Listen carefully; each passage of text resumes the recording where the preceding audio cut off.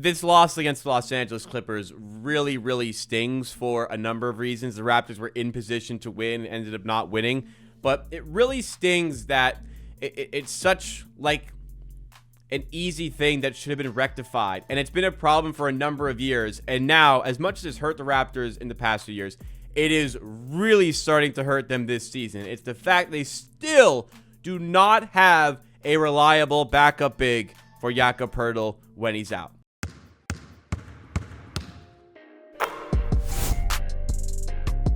And there's been some fortune for the Raptors since the reacquisition of Jakob Poeltl, since they brought him back. Like for starters, when they brought in Jakob Poeltl, that was like, at least it was, I didn't like the trade, but at least they finally addressed the need to get a quality big on the team. They didn't have any quality big on the team. At least they finally addressed that. They got Jakob Poeltl. They finally had a big, and the team improved immediately. I thought they paid too much to make that happen, but the team immediately improved.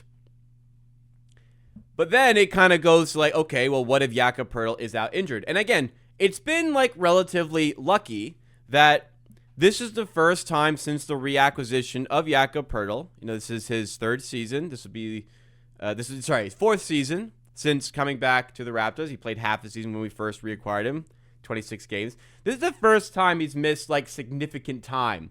Significant time, if that makes sense. He's missed a large amount of important games because there was this one here where he played 50 games, the Raptors were tanking, and when he was injured and he missed a bunch of time, the Raptors were in full-on tank mode, and it might have even helped the Raptors that he was out because he was helping them win games. Last season, sure, he only played 57 games out of the 82. Sure, he missed some time there, but it didn't really feel like he missed like huge chunks that were like super important to the team. This season, he's only played in 21 games, about less than half of the games the Raptors have played this season. And in those 21 games, he has not been healthy. So he's not been playing particularly well in those 21 games. So they have really started to feel the effects of not having an actual big on this roster to back him up. And in games against the Los Angeles Clippers, where they're up 109-101 very late, and James Harden goes on a personal 12, I think it was a personal 8-0 run. It might have even gotten up to 12-0 run, where it went from the end of regulation into overtime, where the Raptors like could not get a point. They went like 5.5 minutes of game time or so without a point. And a large reason why was because, like, you know, we've talked about like the unreliability of their three-point shooting, but also the Clippers have Ivica Zubac, and there's a 7-footer in the paint that the Raptors could not get by and had nobody to throw against him. So even in that tough stretch where the Raptors weren't scoring, they couldn't really get stops either, because when they actually did get stops, it was really difficult to find the rebounds against a player of that stature. So this is really starting to come back to bite them, the fact that they still not have addressed this situation.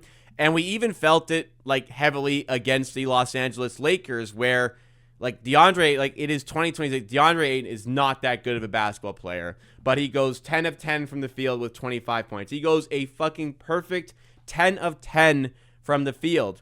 And the Raptors don't have a body to throw on him. 13 rebounds, 10 of 10. They don't have a body to throw on him. Now, the Raptors tried to address this with the signing of Mo Bamba a few weeks ago. They brought Mo Bamba into the team to try and find like a 7-footer. They wanted to shore up some sizing. They finally brought in a 7-footer in Mo Bamba. He played a couple of games, barely got any play time, and in the end, he got waived. Decided to free up the space in the roster and not commit to him for the rest of the season. Where, look, Mo Bamba's not a great player. There's a reason he started the season in the G League. There's a reason he's bounced around a ton of teams lately. There's a reason, you know, the Raptors were able to pick him up for nothing. Not that great of a player. Not that great of a defender. But at least, briefly, there was a 7-footer for certain matchups that required just needing that sort of size. Like I said, like the game against the 76ers, where there was just nobody to put on Joel Embiid. I'm not saying Mo Bamba should command a ton of minutes, but in games where you're clearly suffering from not having size, it's nice to have that type of player. Now, again, Mo Bamba's not that great of a player, and if the Raptors are in this dire of a position as far as their center depth is concerned, and they saw this guy in practice and still decided it's not worth having the roster. Like there's probably some troubles in terms of his basketballing ability. Like how much would he really be contributing on the floor for the Raptors anyways? Maybe not so much. So I'm not like as concerned about like not having Mo Bamba on the roster. It's just like still an inability to address this position when Jakob Poeltl was cleared to come back for contact like 2 weeks ago, and like it doesn't even seem like at this point he's any close to coming back to play for the Raptors, still dealing with the back issues for the team. We have no idea what's going on with Jakob Poeltl, so this is a position of importance to address for the team. The type of names like you're looking at as possible trade candidates, like you could look at, sure, we can speculate with big names. I don't know how the Raptors are going to acquire some of the big names, so I've speculated with lower tier names like Brook Lopez, for example. Like, could you bring in a Brook Lopez, cheap contract, team option for next season that gives you some flexibility when you lose that money end of the season? I've looked at Kevon Looney, who's in the same position where he's making $8 million. Like, look, these guys aren't going to, like, alter your franchise, sure, but they're bodies that can hold it down in the paint against opposition 7-footers who can rebound well. Like, I know Kevon Looney's not, like, the hugest player or anything, but, like, these are players that can hold it down in the position of need. Then I thought, like, well, if you're looking at names like this, like, how bad would Mo Bamba be compared to them? Because he's cheaper than them, and you don't have to trade anything to bring Mo Bamba into the team. You know, people are looking at names like Day'Ron Sharpe.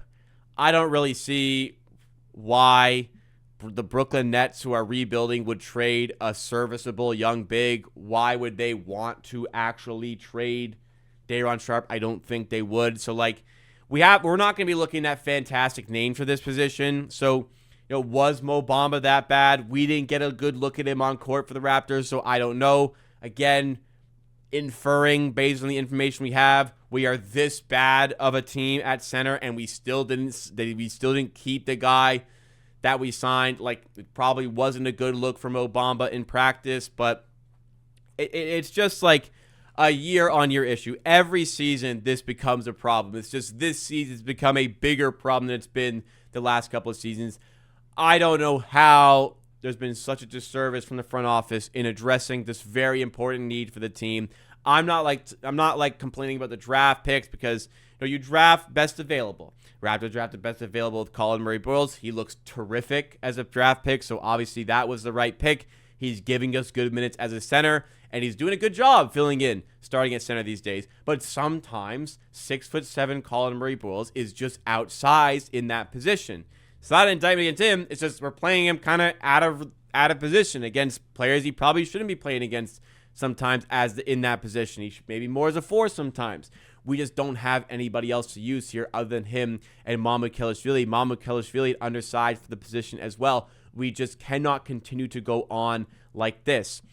If you're not going to have addressed it in the draft, you need to have addressed it elsewhere. And sometimes that is easier said than done because serviceable bigs are a good commodity. Teams need size. Teams need players like this. When they have players like this who give serviceable minutes as, you know, 7-footers or close to that, they don't really want to trade them. So I understand the difficulties in bringing this in, and sometimes it's easier said than done. But at a certain point, it's been a multi-year problem for the Raptors. It is time for finally Bobby Webster to address this. And if he is serious about making this team a playoff team this season, he should address it before the February 5th trade deadline. Really, like, no exceptions. This needs to be dealt with.